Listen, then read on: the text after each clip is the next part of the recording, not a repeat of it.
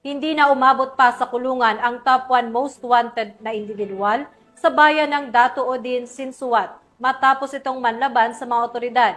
Ito ang balitang hatid ni Patrolwoman Judy Ann Alibo.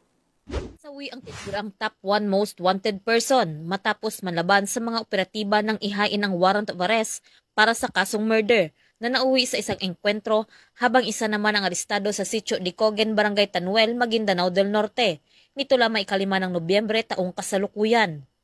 Kinilala ni Police Lieutenant Colonel Ismael Madin, hepe ng 2 MPS, ang nasawing suspect na si alias Aaron Watamama, na sa hustong gulang at ang naaresto na si alias Salik na pawang residente ng nasabing lugar. Ayon sa ulat, habang isinasagawa ang operasyon ng pinagsanib pwersa ng operatiba ng Datuodin Sinsuat MPS at Maguindanao del Norte PPO, nang biglang nagpaputok ng baril ang isa sa mga sospek dahilan upang gumanti ng putok ang mga pulis bilang tugon sa unlawful aggression at bilang bahagi ng kanilang lawful self-defense.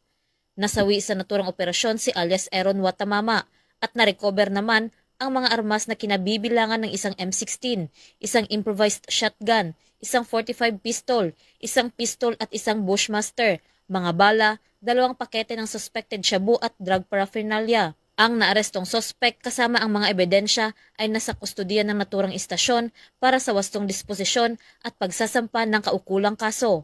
Ayon kay Police Lieutenant Colonel Madin, ang matagumpay na operasyon ay patunay ng tuloy-tuloy na kampanya ng pulisya laban sa mga wanted persons at kriminalidad sa lalawigan.